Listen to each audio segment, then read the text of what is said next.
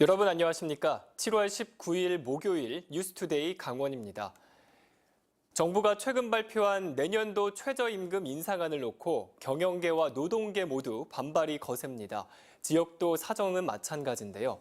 윤하은 기자가 현장을 돌아봤습니다.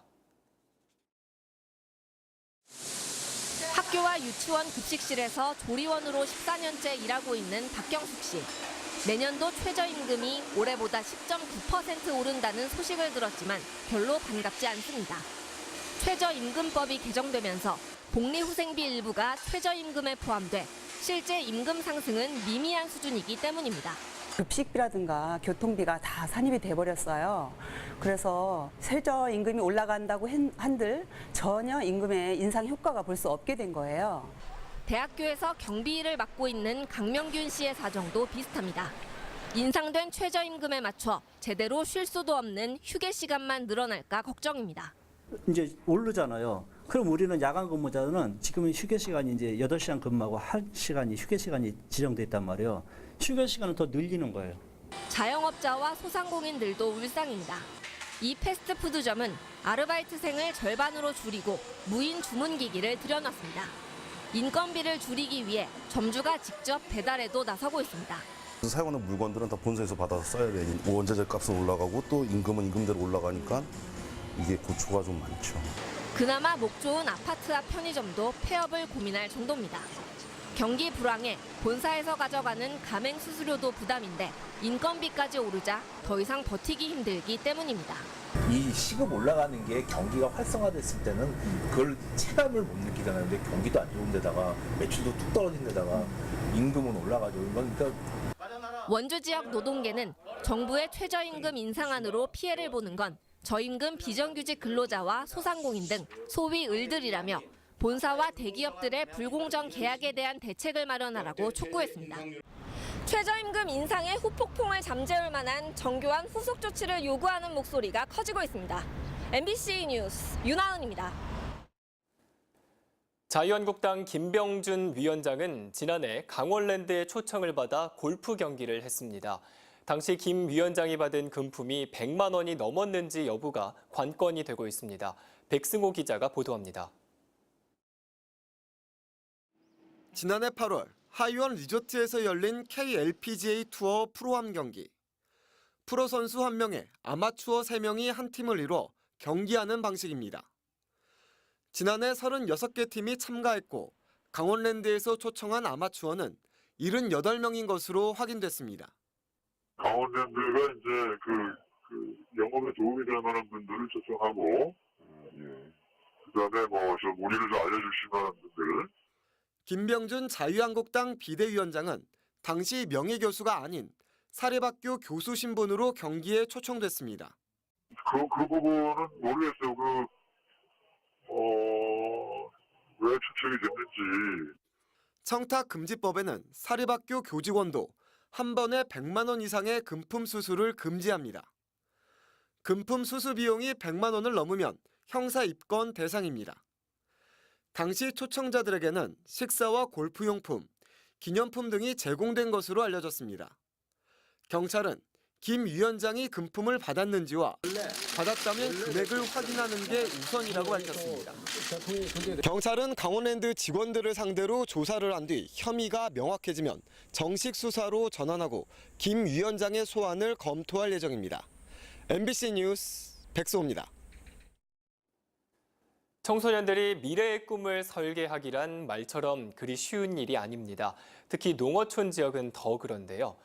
양구에서는 중학생들이 평소 접하기 힘든 지역의 다양한 직업을 가진 멘토들과 상담하며 자신의 꿈을 찾는 시간을 가졌습니다. 강화길 기자가 보도합니다. 우리 곁에 가까이 있는 소방관. 활약상을 자주 보고 들어봤지만 직접 곁에서 얘기를 나눠보기는 처음입니다. 그래서인지 궁금한 게 참 많습니다. 키 제한도 있어요.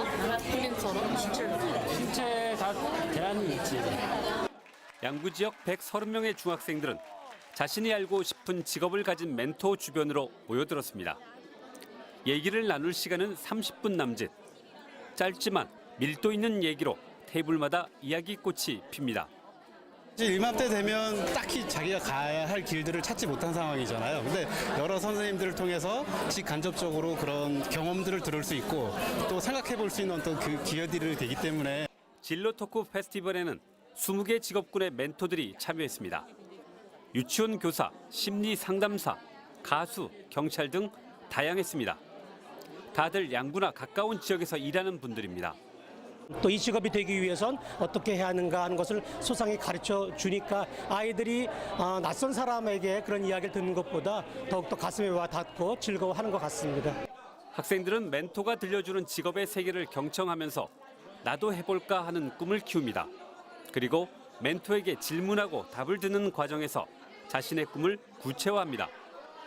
마음이 좀 더 예뻐지고 좀 더 능력이 많아지게 더 노력해서 유치원 교사가 되고 싶어요.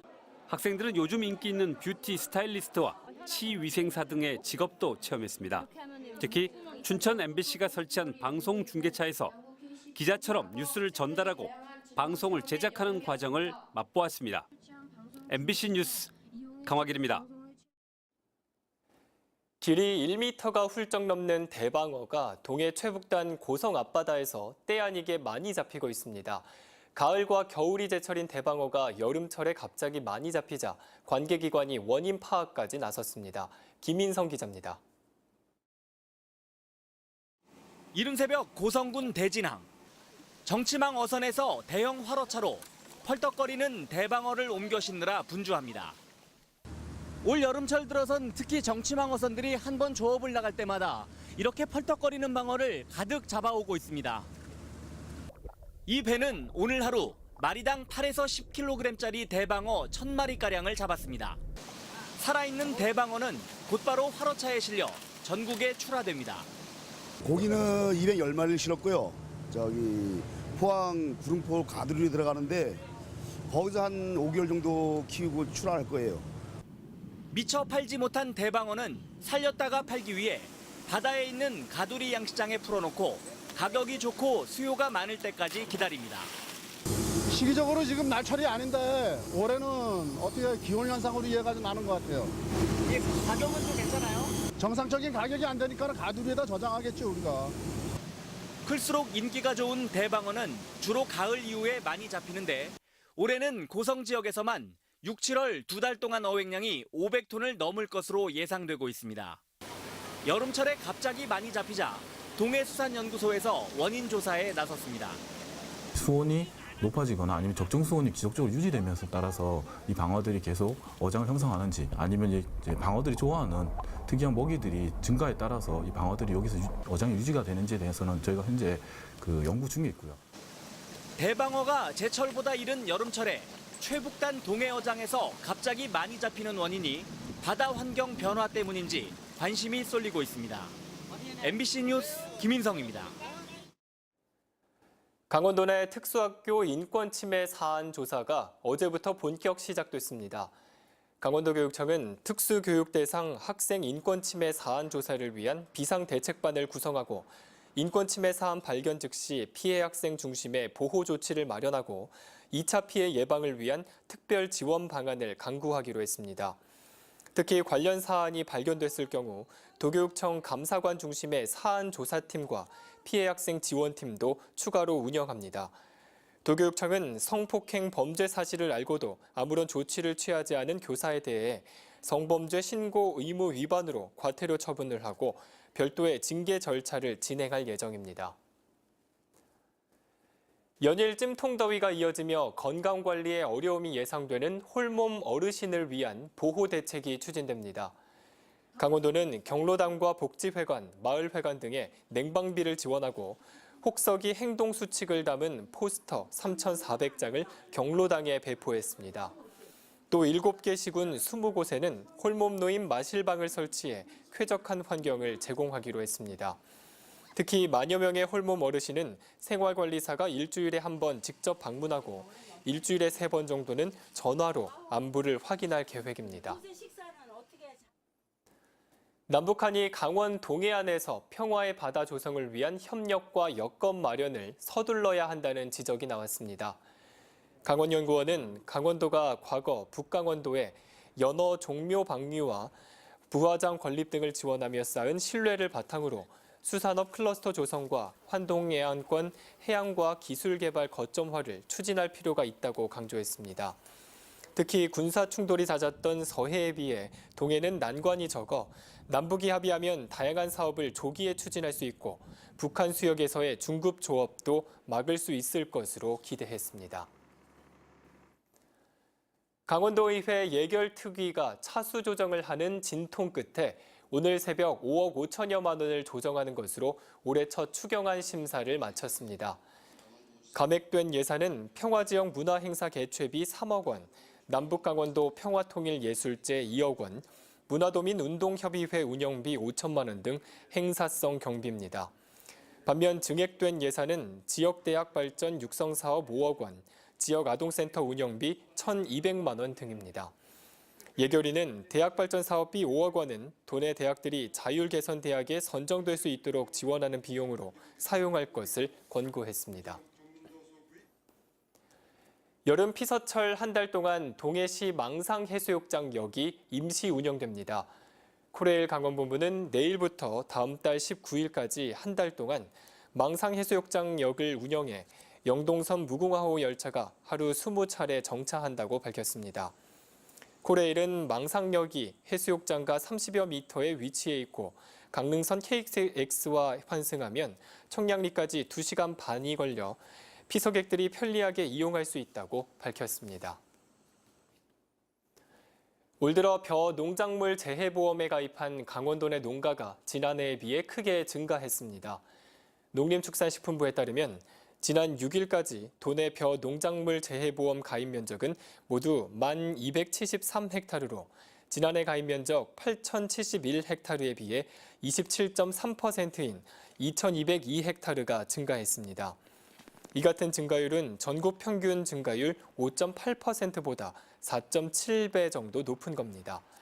이처럼 도내 벼 농작물 재해보험 가입 면적이 증가한 것은 농업인 현장 수요를 고려한 보험 상품 개선과 농업인들의 재해보험에 대한 인식 제고 등에 따른 것으로 분석됩니다. 오늘 강원도 지역은 대체로 맑겠습니다. 도내 전 지역에 계속해서 폭염특보가 발효 중인 가운데 오늘 낮 최고 기온은 35도까지 올라 덥겠습니다. 또 동해안을 비롯한 강원 내륙과 산지에는 안개가 끼겠습니다. 그럼 자세한 오늘의 날씨와 행사를 안내해드립니다.